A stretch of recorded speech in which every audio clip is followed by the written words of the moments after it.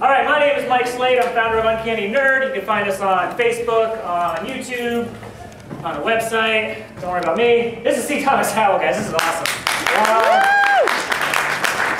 Good afternoon, sir. So I saw you've been doing a lot of conventions recently. How many do you normally hit in a year? Well, I haven't been to one in 8 months, so when you say recently, what? Over the last, like, 5 years. Oh, all right. Well, I get a lot of actors and stuff who just, I haven't done a Comic-Con ever type of a thing. I probably do 4 or 5 a year, I guess. Okay, that's very cool. Yeah. Whereas, you ever go overseas to like Australia for them or anything like that? No, you stay local? That's too much work. Very cool. So, I gotta get, well, how we're gonna structure this, guys, I'm gonna do some questions here for about 30 minutes or so, maybe 20, 25, then open it up to them, because this is about you guys, for some audience Q&A. Well, we'll do 10 minutes and then we'll give you 30. Yeah, that's even better. I could just stop now, and I'll have you guys do the entire Q&A. That's way less stressful for me. I'm gonna run about 45 minutes for the whole thing. And I get paid by the minute. Oh my gosh. All right, so, starting off, let's look at your career. Did you think that, because you're still banging, you're still rocking it in TV, everything. When you started out, did you think this would be a lifelong endeavor, or were you thinking it was just maybe 10 years? I mean, my father's a stuntman, stunt coordinator. Both my mother and my father were in the business, so you guys can hear me, right? Do you want me to speak into this? Is this better? Yeah. This is so. Can we get a bigger? We can get a. No, we're good. We can take it off of that. No, it's fine. All right. Both my parents were in the business, so I was raised in the business. I planned on being a stunt person, a stunt man. Oh, cool. That's the earliest part of my career. When I was a child, I was doing a lot of stunt-oriented stuff. Like I would do a lot of commercials because I could ride a horse, or I could hit a Kool-Aid commercial where I rode the horse, and the thing comes crashing through the bleachers, and oh yeah, riding horses makes me hot and thirsty. That kind of stuff. So I did that when I was a kid, and I knew I was going to be in the business my whole life. The acting thing kicked in from, well, I did E.T., and that was a big part of, well, here's an E.T. story. So originally my part was cast, and I don't know why, but there was a requirement for smoking for this role.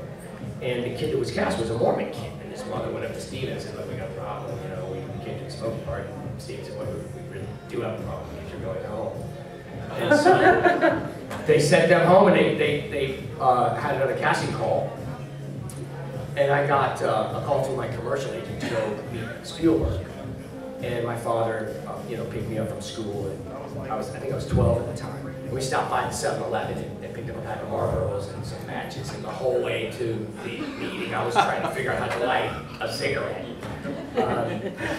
So we get there, and we walk in, and every kid has long brown feathered back hair. They all look like Matthew Starr or John Stamos, all of them. And then there's me, and I was like, let's get the hell out of here. I didn't bring these kids. I'm not gonna get this part. So I was the last one to go in the room, and I walked in, and Steve's chatting me up, and there's a bunch of people kind of watching. We get to the part where he, says, so how do you feel about smoking? And I, pull out a rumpled pack of Marlboros and a partially broken cigarette that was bending this way, and 4 strikes to match. I'm like, I love smoking. And he was like, kid, okay, you got the part. So that's how I got it. That's awesome. And that sort of led to, which turned into about a 4 or 5 month process of auditions before I finally landed the role as Ponyboy and The Outsiders. So a lot of people don't know about the ridiculous audition process scenario that happened with Outsiders. It's something that's in a film studies class. You go over this audition. You want to talk some about that? Well, I was just going to say there would be a lot more better films if the auditioning process was more akin to what we went through The Outsiders.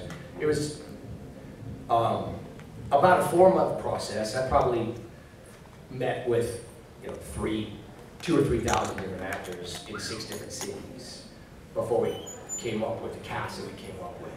But I read with everybody from Mickey Rourke, Dennis Quaid, Val Kilmer, everybody in town, Robert Downey Jr. I mean, the list just went on and on and on for the amount of people that auditioned for the different roles in The Outsiders. And of course, I was a baby, so I only read for one role, but they were mixing a lot of guys for different roles, and we would meet in a big studio. And what was unusual about the process is usually when you do an audition, you go into a small room and you're with the director and the producer, and your work is sort of personal.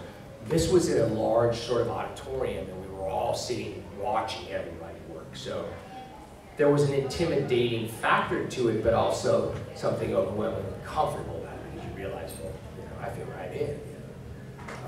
So different story when you're going into audition, and the door opens in front of you, and out goes Sean Penn, and you're like, holy shit. Everyone wanted in that movie. Every young actor was auditioned for it, like you said. Yeah. Pretty much, yeah. And it was, they picked up about half of us in LA and the other half from New York. I think Matt, Ralph, and Diane Lane came out of New York.